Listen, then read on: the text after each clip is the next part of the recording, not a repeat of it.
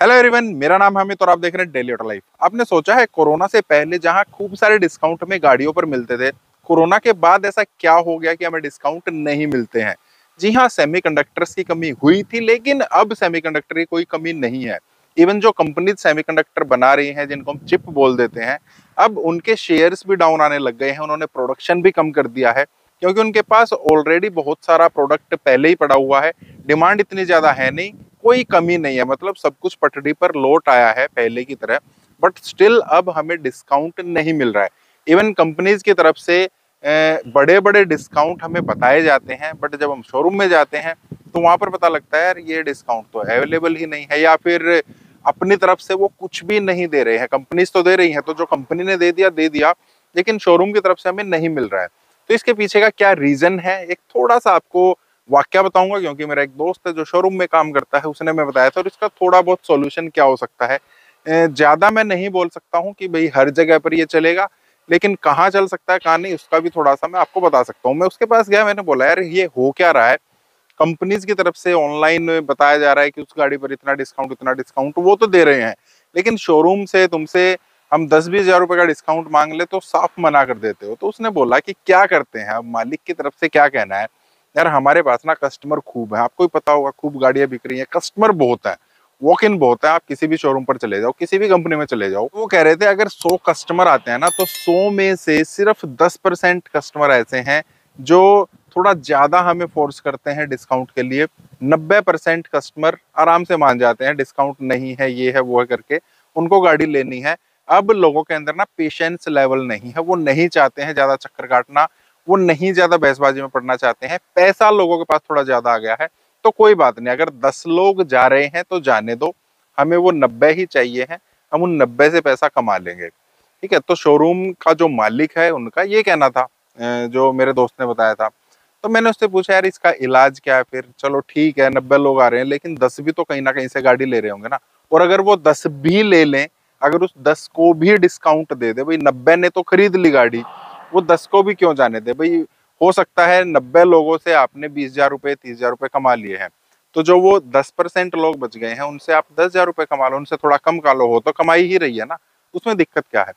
तो वहां पर फिर जो ओपिनियन है ना वो आ जाती है डिफरेंट। सबसे पहले तो आप क्या ध्यान रखिए, देखिए 90% लोग, ये बिल्कुल फैक्ट है, ज्यादा डिस्काउंट के चक्कर में नहीं पड़ते। देखिए 100% पूछते जरूर है, कंपनी में जाएंगे कौन सी गाड़ी पे कितना क्या है, कितना इसमें डिस्काउंट मिल रहा है, शोरूम पर्सन बता देगा, जो सेल्स पर्सन है वो बता देगा कि जी इस पे हम ना इतना % डिस्काउंट दे रहे हैं, इस चीज में इतना कर देंगे, फाइनल अमाउंट आपकी 10 लाख है, 50 हज़ार का डिस्काउंट चल रहा है, 9.5 लाख रुपए में आपको मिल जाएगा।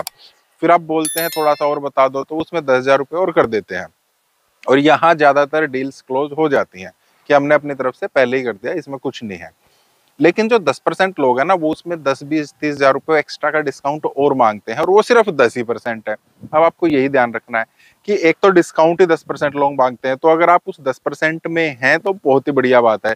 चांस है ज्यादा, उसने ही बताया था कि चांस है ज्यादा, क्योंकि डिस्काउंट मांगने वाले कम हैं।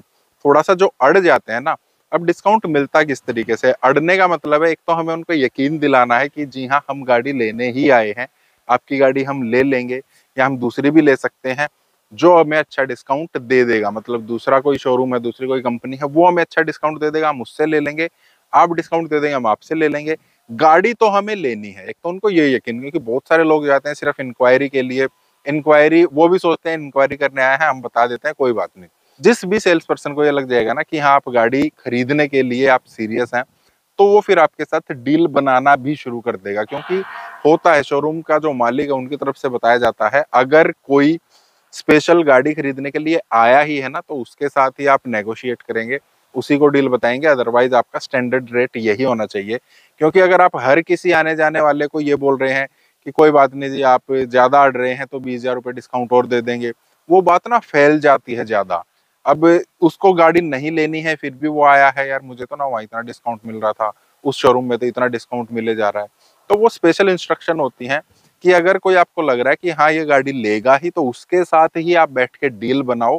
बाकी किसी को भी आपको बेमतलब में डिस्काउंट बांटते हुए नहीं फिरना है। डिस्काउंट होता है। दूसरा, थोड़ा मालिक के ऊपर भी डिपेंड करता है कि वो मालिक किस टाइप का है। बहुत सारी जगह पर मैंने देखा है कि ऐसे मालिक होते हैं, मैं बेचूंगा सिर्फ इसी रेट पर गाड़ी, इससे कम बिके तो ठीक, नहीं बिके तो कोई बात नहीं। तो ये showroom to showroom, person to person भी डिपेंड करता है।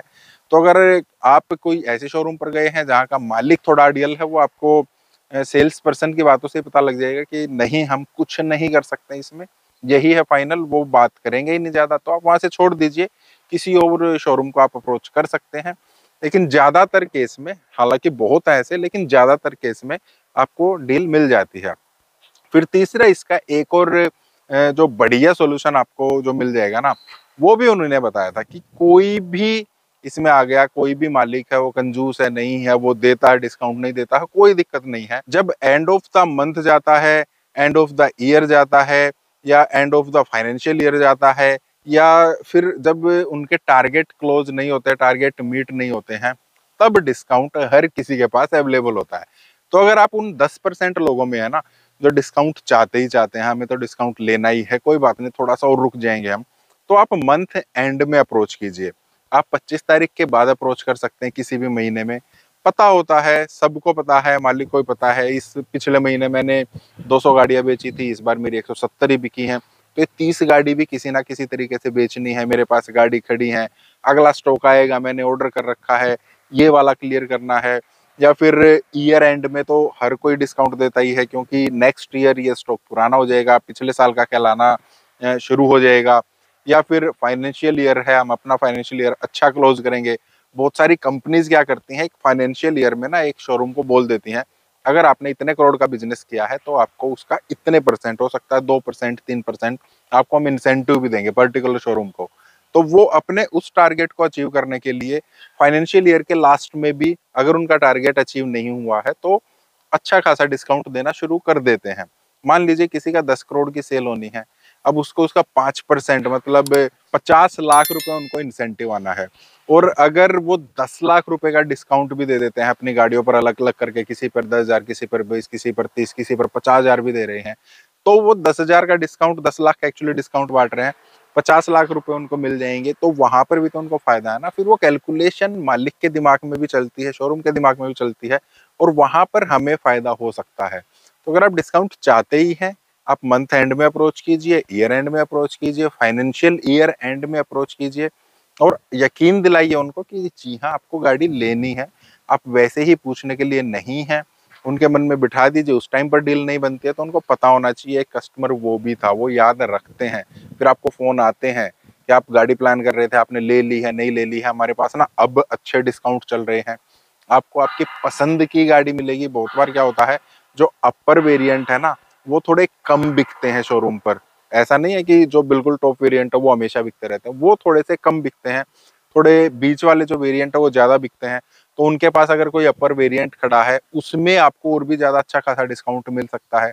आप कोई 6 लाख, 7 लाख, 10 लाख की गाड़ी सोच रहे हैं लेने की, हो सकता है 10.5 लाख रुपए में आपको 12 लाख रुपए वाली गाड़ी मिल जाए, तो तब वहां पर हो सकता है। तो आपको थोड़ा सा पेशेंस रखना पड़ेगा, थोड़ा सा घूमना भी पड़ सकता है। अगर ये शोरूम वाला नहीं दे रहा तो दूसरे वाला दे सकता है। सबको अपनी गाड़ियां बेचनी होती हैं, और सबका अलग अलग मिजाज होता है। तो गाड़ी जितनी ज्यादा बिक रही है, उतने डिस्काउंट के रास्ते कम हो रहे हैं, लेकिन मिलने के लिए फिर भी मिलते हैं, लेने वाले फिर भी ले रहे हैं। अब उस फेरिस्त में आप अपना नाम ऐड कर सकते हैं कि नहीं कर सकते हैं, वो आपके ऊपर ही डिपेंड करता है। थोड़ा सा पेशेंस, थोड़ी सी चतुराई, थोड़ी सी घुमाई फिराई, और आपके पसंद के रेट में आपकी गाड़ी घर आई। बाकी अगर आप कुछ पूछना चाहते हैं तो आप कमेंट कर सकते हैं। इस टाइप के और वीडियोस के लिए आपके वीडियो को लाइक करना, चैनल को सब्सक्राइब करना। मिलते हैं नेक्स्ट में, थैंक यू, बाय बाय।